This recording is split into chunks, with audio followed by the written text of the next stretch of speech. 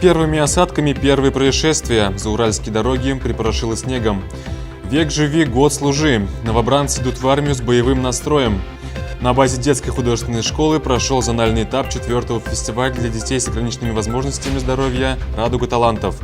А теперь об этом более подробно. В эфире новости, в студии Эмиль Шбердин. Здравствуйте.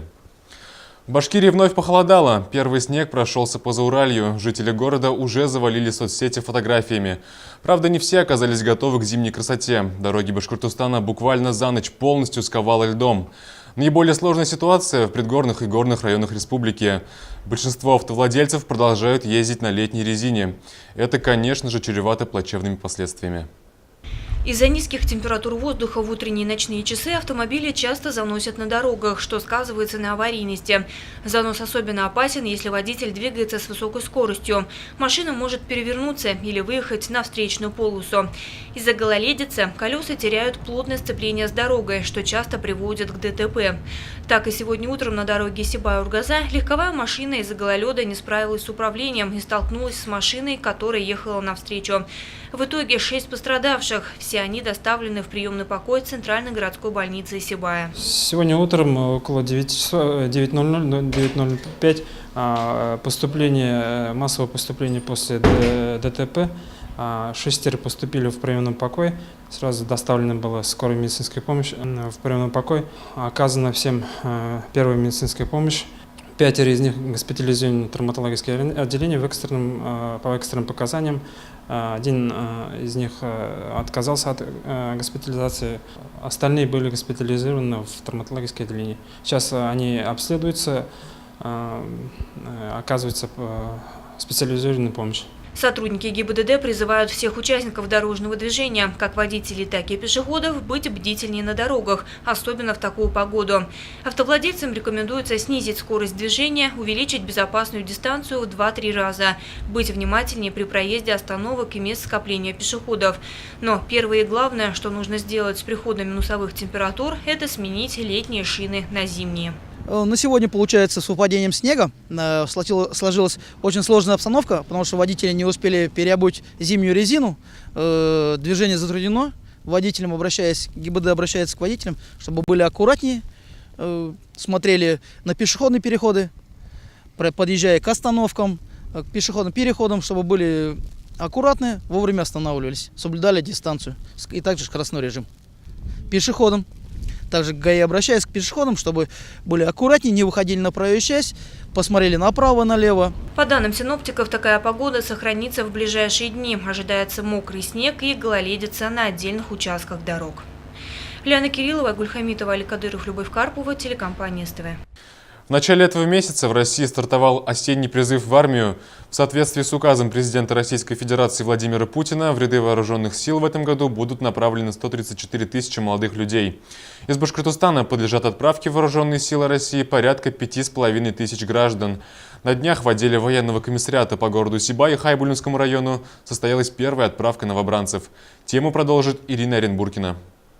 По всей России полным ходом идет осенняя призывная кампания. Стартовала она 1 октября, а завершится в последний день уходящего года. За это время ряды вооруженных сил России пополнятся очередными новобранцами.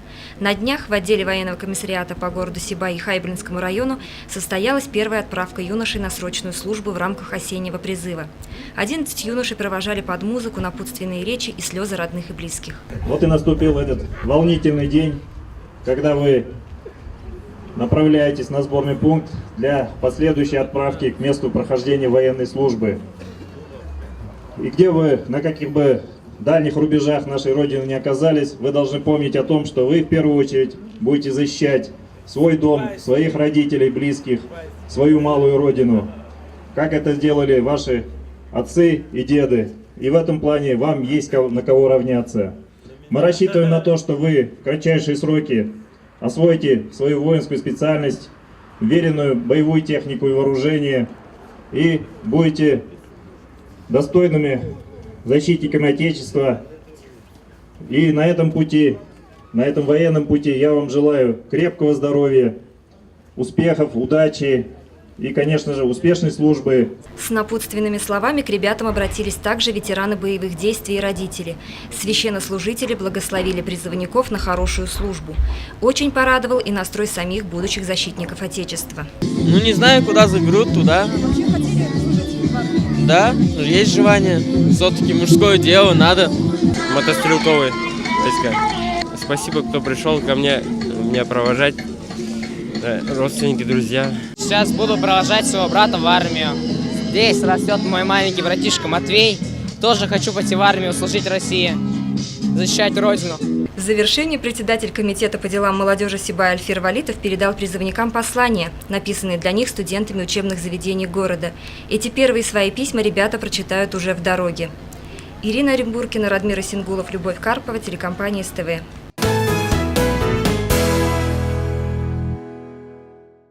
На базе детской художественной школы города прошел зональный этап 4-го фестиваля для детей с ограниченными возможностями «Радуга талантов». Организаторами мероприятия выступило Сибайское общество инвалидов и Центр дистанционного образования детей-инвалидов на дому.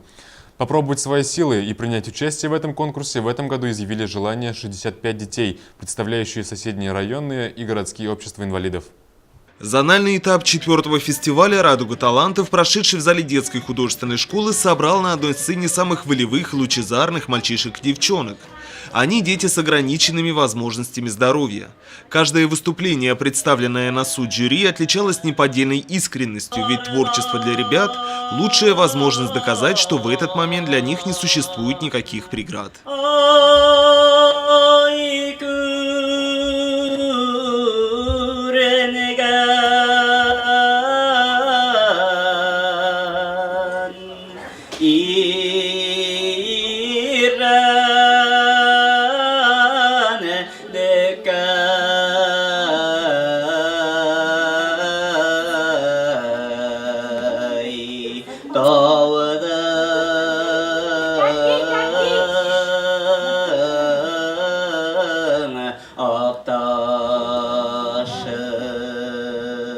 Конкурс «Радуга талантов» проводится с целью стимулирования художественного творчества особых детей, развития системы их реабилитации и социальной интеграции средствами культуры и искусства, а также привлечения внимания общественности к их проблемам. Помимо этого, конкурс помогает выявлять наиболее ярких и талантливых детей с ограниченными возможностями здоровья. Попробовать свои силы, реализовать свои мечты, способности и таланты изъявило желание более 65 участников. Оценить творчество ребят прибыл председатель Башкирской республиканской организации Всероссийского общества инвалидов Олег Ротов. Проблемы людей с ограниченными возможностями, во-первых, находятся в них самих. То есть это закомплексованность, это частично, конечно, и доступность инфраструктуры, но в любом случае эти проблемы решаются. Что касается городской архитектуры и инфраструктуры, со временем все это приводится именно в норму, людям уже легче передвигаться и посещать те же самые кружки или вот эту художественную школу, которая, в принципе, адаптирована и для колясочников, и слабовидящих, и, то есть инвалидов любых нозологий.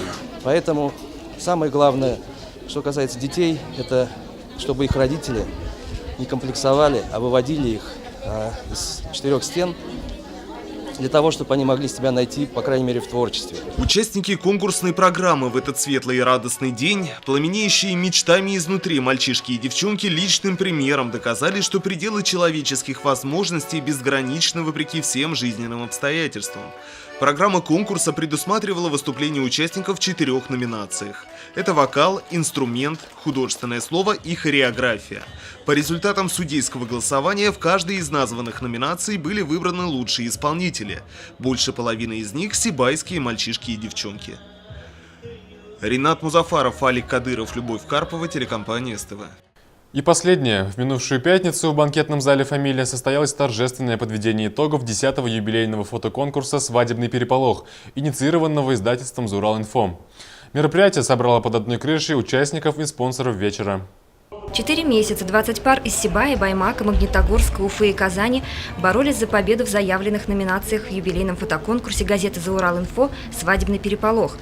Галерея насчитывала более 80 фотографий, из которых жюри в составе спонсоров и коллектива редакции выбирали самые оригинальные и креативные. Наш конкурс «Свадебный переполох», он начался с самого издания газеты в 2008 году. Вот, это был интересный конкурс, летний конкурс. Именно в летнюю пору у нас как раз молодые пары женятся, создают семьи. И вот для того, чтобы в истории остался для молодой пары какой-то отпечаток положительный, позитивный, мы придумали этот конкурс. Как признаются организаторы, определить победителей было нелегко. С каждым годом заявленные на конкурс фотографии становятся интереснее и профессиональнее. Но конкурс есть конкурс. В номинации «Два сапога пара» гран-при получили Айнур и Зульфия Газизовы.